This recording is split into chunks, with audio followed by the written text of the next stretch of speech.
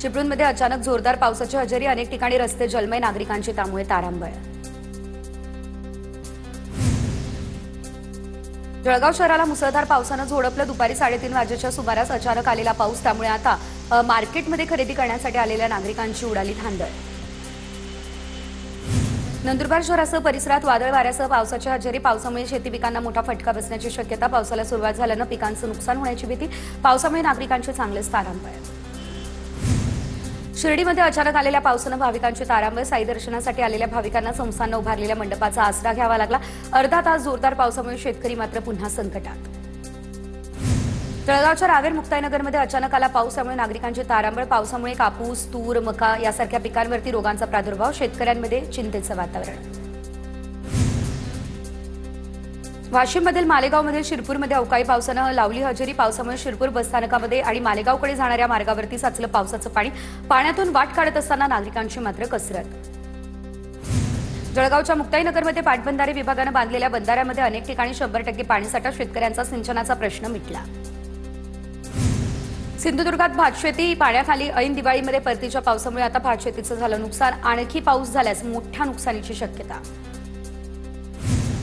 रायगड जिल्ह्यामध्ये भात कापणी सुरू असं असताना मुसळधार पाऊस, शेतकऱ्यांचं मोठ्या प्रमाणात नुकसान, भात शेतीचं नुकसान झाल्यानं शेतकरी हवालदिल, ऐन दिवाळीमध्ये शेतकऱ्यांवरती आर्थिक संकट ओढावलं। नांदेडमध्ये 6,90,000 हेक्टरवर शेती पिकांचं नुकसान, दरम्यान नुकसानग्रस्त शेतकऱ्यांना तुटपुंजी मदत मिळत असल्याचा आरोप। 2 ते 4 हजार रुपयांमध्ये दिवाळी कशी साजरी करायची, हा शेतकऱ्यांचा सवाल। छत्रपती संभाजीनगरमध्ये अतिवृष्टीमुळे पिकांचं मोठं नुकसान, पंचनामा होऊनही मदत न मिळाल्याचा शेतकऱ्यांचा आरोप। पुण्यातील 69 वर्षीय आजी धाराशिवमध्ये पूरग्रस्तांच्या मदतीला, पतीच्या पेन्शनमधून पूरग्रस्तांना भारती मांटेंकडून 5 लाखांची मदत। लातूरमध्ये रब्बी हंगामात नुकसानग्रस्त शेतकऱ्यांच्या मदतीसाठी सामाजिक संस्थांचा पुढाकार, शेतकऱ्यांना बियाण्यांचं वितरण सुरू, शासनाच्या आधी सामाजिक संस्था मदतीसाठी सरसावल्या। दीपावली पाडव्याच्या शुभ मुहूर्तावरती आता लासलगाव कृषी उत्पन्न बाजार समितीमध्ये विंचूरमध्ये कांद्याचे लिलाव, कांद्याला 800 ते 1000 रुपये प्रति क्विंटलचा दर, विक्री झालेल्या कांद्याला 1000 ते 1500 रुपये अनुदान देण्याची शेतकऱ्यांची मागणी। दिवाळी पाडव्याच्या मुहूर्तावरती सांगलीमध्ये हळदीचे सौद्यामध्ये हळदीला 17,800 रुपये प्रति क्विंटल इतका उच्चांकी दर, हळदीला 10,000 रुपये इतका कमीत कमी दरही मिळाला। दिवाळी पाडव्याच्या मुहूर्तावर कराड बाजार समितीमध्ये गुळ सौद्यांचा शुभारंभ, तर या ठिकाणी सभापती पैलवान सतीश शिंगवले यांच्या हस्ते सुरुवात, सौद्याच्या सुरुवातीस गुळाला 4,500 रुपये प्रति क्विंटलचा दर। बीडच्या अंबाजोगाईमध्ये शेतकऱ्यांसाठी किसान सभेचं निदर्शन, तर आता सोयाबीन कापूस शासकीय खरेदी केंद्र सुरू करण्यासह कर्जमाफीची होते मागणी। अंबाजोगाई शहरातील छत्रपती शिवाजी महाराज चौकात आंदोलन। बुलडाण्यामध्ये माजी नगरसेवक आकाश दळवी यांचं अनोखं आंदोलन, घंटागाडी न आल्यानं सायकल रिक्षा घेऊन घरोघरी जात कचरा जमा केला, जमा केलेला कचरा नगरपालिकेच्या गेटसमोर फेकत नगरपालिका प्रशासनाचा नोंदवला निषेध। जळगावमधील कासोदा या ठिकाणी वसंत सहकारी साखर कारखाना सुरू करण्याची देखील होती मागणी, शेतकरी आणि कामगारांचा ठेचा भाकरी खात अनोखं आंदोलन, ठेचा भाकरी खाऊन दिवाळी साजरी करण्यात आली। नाशिक त्र्यंबकेश्वर रस्ता रुंदीकरण विरोधात स्थानिक आक्रमक, स्थानिकांचा हा विकास प्राधिकरणाच्या कारवाईला विरोध, तर अनेकांची घरं आणि दुकानांना रुंदीकरणाचा फटका बसणार असल्यानं स्थानिक आक्रमक। गोंदिया शहरातील इसरका मार्केट परिसरामध्ये जीर्ण झालेली दुमजली इमारत कोसळली, काही दुचाकी इमारतीच्या ढिगाऱ्यामध्ये दबल्या, सुदैवानं यामध्ये कोणतीही जीवितहानी नाही। अमरावतीमध्ये 500 रुपयांच्या बनावट नोटा जप्त, आतापर्यंत 83,000 बनावट नोटा करण्यात आल्या जप्त, तर नांदगाव पेठ पोलिसांनी केली ही कारवाई। नांदेडच्या बोदळीमध्ये बियाण्यांची कृती टंचाई दाखवून जादा दराने विक्री, आक्रमक झालेल्या शेतकऱ्यांचा कृषी केंद्र दुकानासमोर संताप, कृषी विभागाकडून तात्काळ कारवाई करत 5 दुकानं सील। तिकडे महाबळेश्वरमध्ये पर्यटक नौकाविहाराचा आनंद घेताना बोटी भरकटल्या, याशिवाय मुख्याधिकारी योगेश पाटील यांच्याकडून आता 2ही बोटींचं रेस्क्यू।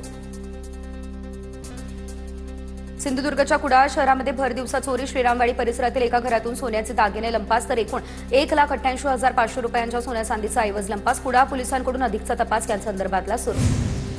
अकोला नागपूर राष्ट्रीय महामार्गावरील बैलपाडा याजवळ भीषण अपघात, तर रस्त्याच्या कडेला उभ्या असलेल्या 4 जणांना एका अज्ञात वाहनाची धडक, अपघातामध्ये 3 जणांचा मृत्यू, 1 जण गंभीररित्या जखमी।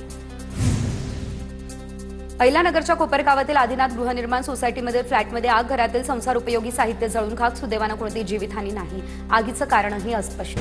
सिंधुदुर्गात कणकवली कोल्हापूर फोंडा राज्य महामार्गाची दुरावस्था, तर मार्गावर मोठमोठे खड्डे, त्यामुळे वाहन चालकांची कसरत।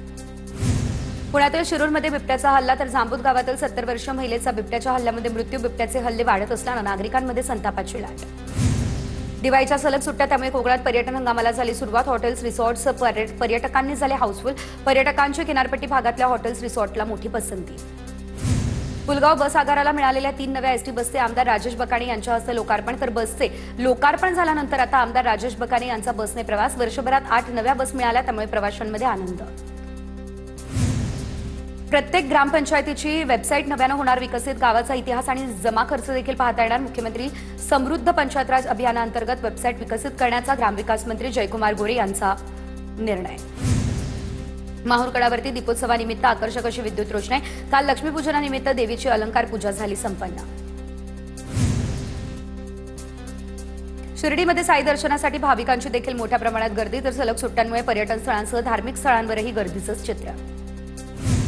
तुळजापूरमध्ये आई तुळजाभवानीच्या मंदिरामध्ये दिवाळी पाडव्यानिमित्त भाविकांची मोठी गर्दी. राज्यासह इतर राज्यातूनही भाविक दर्शनासाठी तुळजापूरमध्ये दाखल. मंदिर परिसर भक्तांनी फुलला.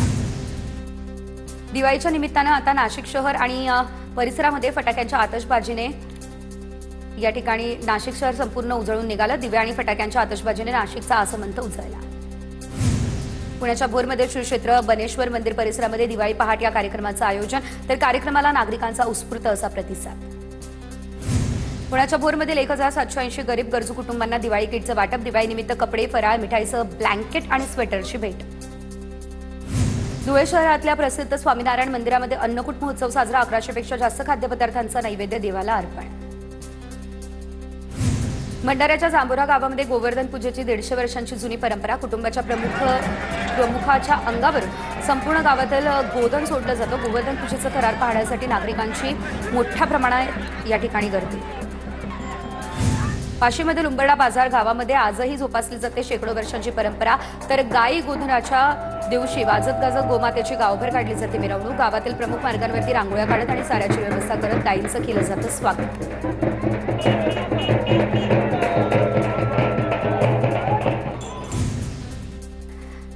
तिकडे चंद्रपूर शहरामध्ये आता पाडव्याच्या दिवशी रेड्यांच्या चित्तथरारक झुंजी पाहण्यासाठी हजारो बघ्यांची गर्दी. नंदी समाजाच्या वतीनं आता दरवर्षी पाडव्याच्या निमित्तानं रेड्यांच्या झुंजीचं केलं जातं आयोजन.